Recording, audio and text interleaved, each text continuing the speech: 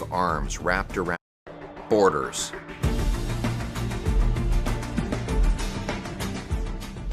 They are the protective arms wrapped around a people and a land to stop foreign threats and protect against enemies. They mark our place and stake out our ground as a people and country.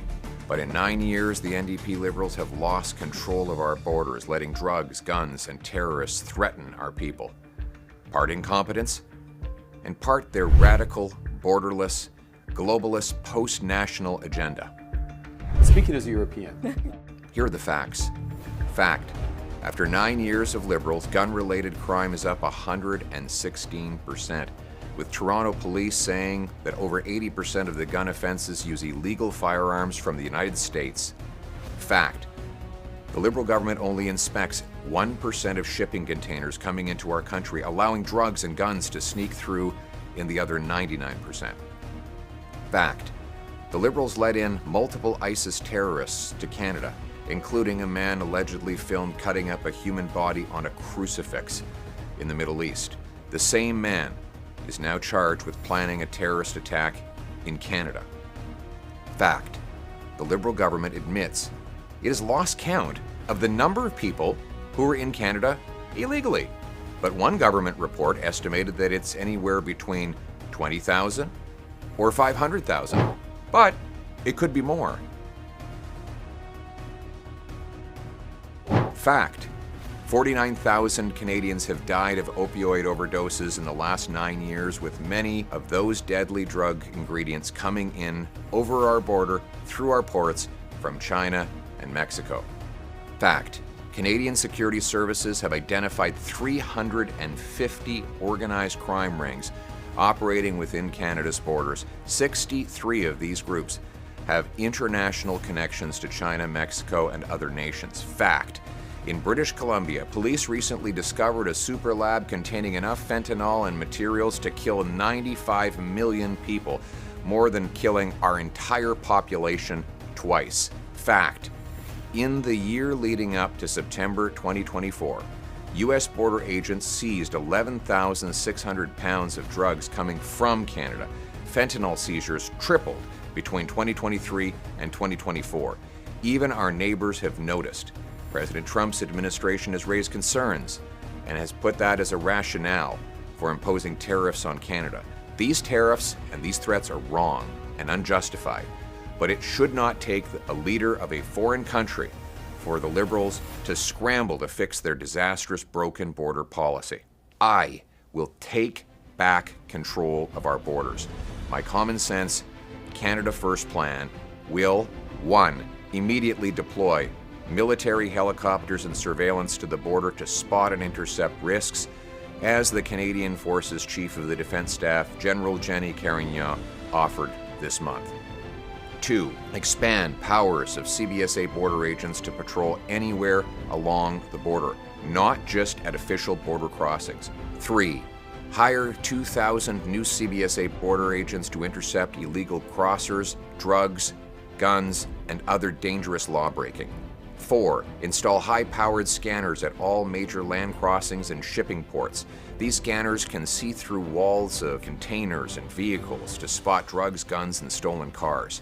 5, build border surveillance towers and deploy truck-mounted drone systems that can spot border incursions. 6, we will track departures from our country so that we know which people who've been deported have actually left.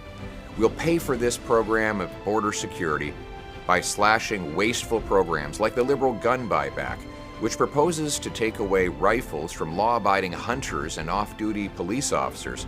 And despite spending 4 years and $60 million, this program has not taken a single gun off the street. Ending this scheme will save $600 million, money that will go towards securing our border against illegal guns, which are to blame for 85% of crime, according to the Toronto Police. I want to protect Canadians from criminals. The Liberals want to protect turkeys from hunters. But we're also going to cut billions in pricey consultants and phase out thousands of back-office bureaucratic jobs through attrition. That is to say, we will not fill all the positions vacated by those public servants who voluntarily retire. less bureaucracy and waste, more boots on the ground, and choppers, drones, and surveillance in the sky. We'll let lawful people and goods in, and we'll keep drugs, terrorists, and other threats out. And we'll save our trade with the United States. Simply, common sense conservatives will take back control of our border and put Canada first. Now, let's bring it home. Hey everybody, welcome back to the Five Pines Podcast. I'm your host, Jamie B. So a ton of things have happened since I made my last video, which was, I'm pretty sure, literally yesterday. From Trump postponing the tariffs, okay? Justin Trudeau has finally appointed a fentanyl czar. Interesting. And Pierre Poilievre has released his plan as to how he will deal long-term with threats from the United States. So let's dive right in. First of all, we are seeing breaking news that Trump has postponed the tariffs, okay? Him and Trudeau were on the phone and they reached an agreement, I guess, okay? I literally had a double take because I thought it was Justin Trudeau's ego talking, because I was like, there is no way that Justin Trudeau is being reasonable with things, okay? But I gotta give credit to where credit's due, despite this being Trudeau's fucking problem in the first place, because why does it take Trump from another country demanding that we take care of our drug problem for Trudeau to do anything about it? Why does he have to be threatened so much? Anyways, I digress. Now, with that being said, I hope every retailer feels incredibly dumb for pulling all of the American goods off of the shelves. Do you guys think that you did that a little too quick? Do you think cutting the deal with Starlink and putting Northern Ontarians and rural communities out of very good quality internet was a good idea? Affordable, good quality internet? You don't have any idea. People are like, you could still get it. You don't have any idea if Elon Musk is going to pull from Canada now. That Doug Ford preemptively did that. I digress. Pierre Poilievre releases his plan on making, Canada a self-sustainable powerhouse. I've known that he's going to do this for a while. I don't know why this is news. I genuinely thought that this is something he has mentioned before, because the whole reason we moved to Northern Ontario was that I knew that northern communities were going to be rich in resources, and that when the Conservatives got back in, we could open up, more mines and stuff like that. That, and we have the freshest water, the most fresh water in the world, and especially in Northern Ontario. So there was the reason I moved here, and I am so glad that Pierre has dropped his plan, because this is exactly what we need. Because tell me why the environmentalists group over there, Stephen Guilbeault and et cetera, can someone tell me why we're not already trading between provinces? Would that not be the most self-sustainable environmental option to do, rather than getting all of these things from places around the world? I sometimes genuinely, when I'm listening to the Liberals, I feel like I'm taking crazy pills, because the thing is that the carbon tax is in place not only to deter us from using carbon and putting a price on that so that we choose wisely, aka we cannot afford to do anything. That exists so that it's basically kind of like a tariff. It exists so that we are more likely to choose green products. But when Justin Trudeau has put tariffs on all of these green products, made sure that you cannot make green products in Canada because of all of the red tape and taxes that they put on businesses, there's not gonna be Canadian items to buy.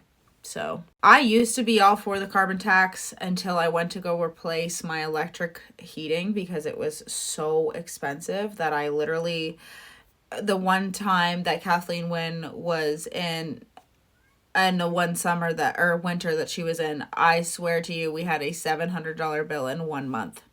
1 month. So we switched to gas, and I wanted solar, and solar was so expensive. It was like our entire budget. Yeah.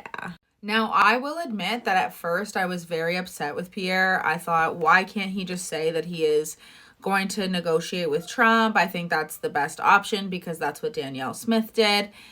And, when Trump drops that the only way he's stopping the tariffs is if Canada becomes a country or a state.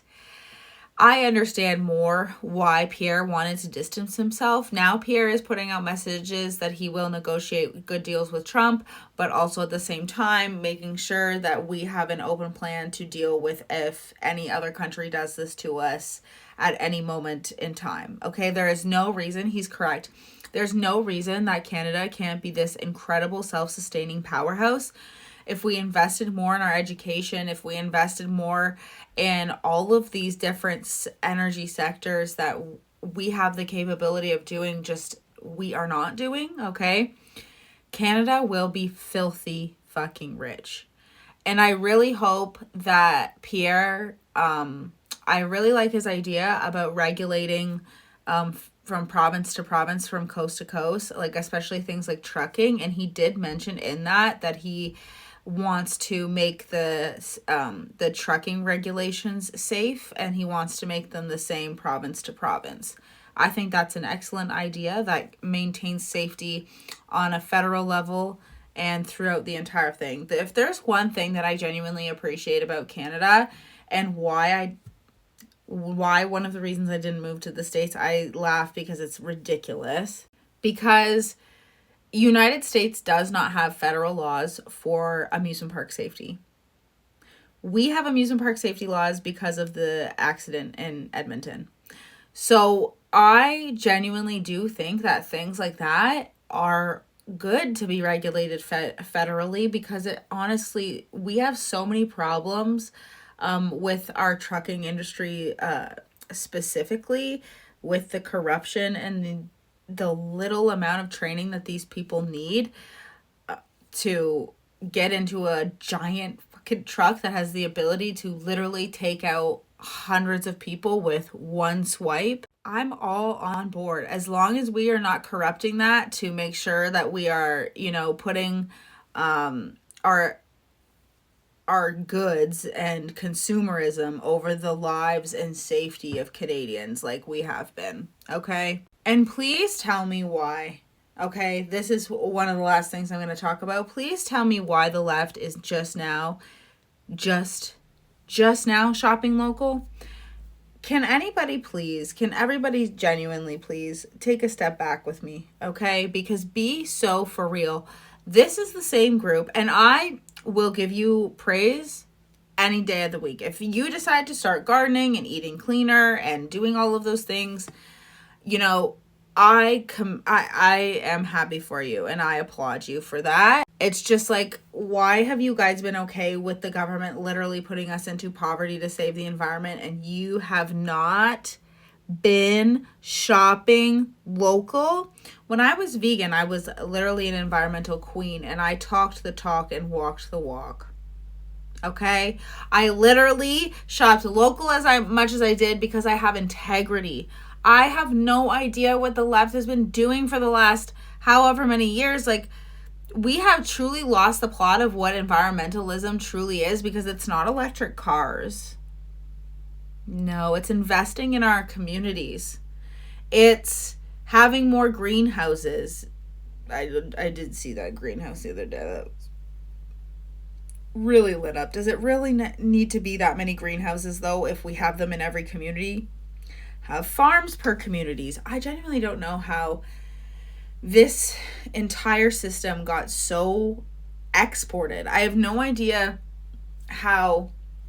Well, if you go watching Pierre's video, he says that like people benefit from not being able to trade provincially or something like that. And I believe it, because it's the red tape in this stupid country. Because genuinely I have no idea how these environmentalists have not thought about trading between provinces. Give me a fucking break, you guys. These are the environmentalists? The people that have been stopping that from happening? That's crazy. And despite me having a little bit of a mentee bee the other day, pierrepoilievre is not sharing the same messaging as Trudeau, that's for sure. Although they're both saying Canada first, okay? Their plans are not the same at all, okay? So go watch Pierre's full speech. It's incredible. And don't forget to comment and like and subscribe. And thanks so much for watching, you guys. Have a great day.